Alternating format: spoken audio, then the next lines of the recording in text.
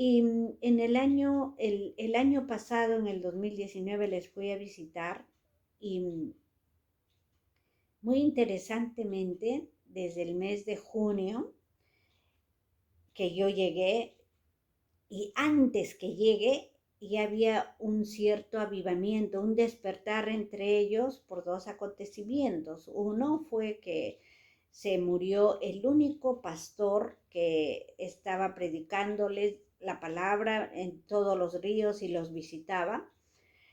Y él sufría epilepsia. Un día salió a pescar y no regresó.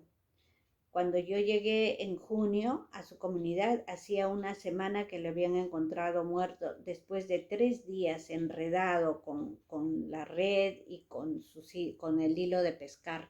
Parece que él tuvo un ataque de la epilepsia y se cayó al río y murió ahogado. Y lo otro fue que en el mes de mayo del año pasado, del 2019, hubo un movimiento fuerte, un temblor en la zona norte, y eso les movió y les motivó a pensar y a buscar a Dios, ¿no? Al Dios que ellos conocían. Y cuando llegué yo a visitarles juntamente con una amiga, Lidia Ríos, que también trabaja por un río, por el otro río de los Kandoshi. Am, Había un despertar. Ellos me dijeron: Irma, Dios te ha mandado porque estamos pensando ir de visita, estamos teniendo un deseo de buscar a Dios porque nos está castigando, porque seguro no somos obedientes, ¿no? Y entonces ahí tener conversaciones de que Dios no castiga, Dios nos llama la atención como a sus hijos que ama, y vi en ellos un despertar muy interesante desde su corazón y desde su propio deseo, porque no había mestizos o misioneros extranjeros o mestizos viviendo entre ellos, era algo que Dios mismo estaba moviendo en su corazón. Entonces, la semana que permanecimos allí fue de visitar a las comunidades. Yo fui con mi propia agenda, pero realmente tuve que dejar mi agenda y ponerme a la agenda que ellos ya tenían dirigidos por Dios y comenzar a escucharles, ¿no?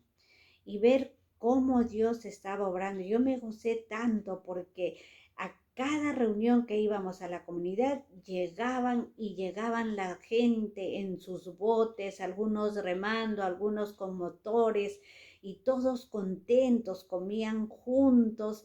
Y luego había un culto bien maravilloso, cantaban, adoraban al Señor, oraban en voz alta como son ellos, y participaban. Y entonces me pedían para predicar, y por supuesto yo siempre, aún para enseñarles algo, usaba a alguien que me traduzca, ¿no? Porque mi kandoshi no es profundo, es bastante superficial, porque entonces me empezó a traducir un maestro bilingüe, y un, se me acercó un pastor joven y me dijo: hermana, ¿puedo enseñar lo que tú nos has hablado en mi idioma? Yo le dije: sí, José, qué lindo, por supuesto.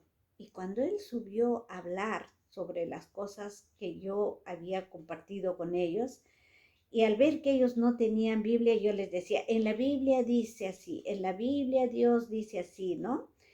Pero este José decía: en tal libro, en tal capítulo, en tal versículo, lo que nos dijo la hermana Irma, así dice, y empezó a predicar. Yo tenía mi iPad, entonces ahí miraba, y sí, eran los versículos. Yo estaba tan emocionada y agradecida a Dios, ¿no?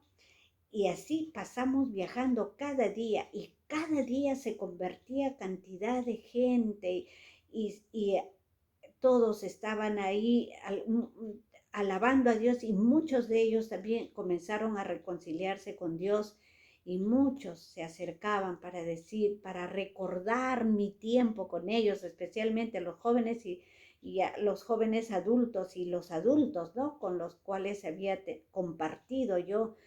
Y me decían, Irma, tú nos enseñaste esto, Irma, ¿recuerdas cuando fuimos acá? Irma, mira, nos ayudaste a sacar nuestros puestos para maestros bilingües. Irma, tú nos acompañaste para hablar con el alcalde. Irma, hiciste esto.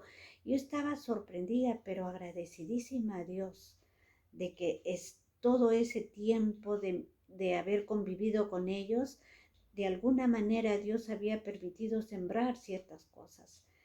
Y ahora ellos estaban en ese mover de Dios, un avivamiento precioso que me daba ganas de quedarme más tiempo, pero también decía, Dios mío, tú estás obrando de manera especial entre ellos, en su propia cultura, en su propio idioma, desde su realidad, ¿no? Como kandoshis, cantaban en su idioma y predicaban en su idioma y alababan a Dios y era lindísimo.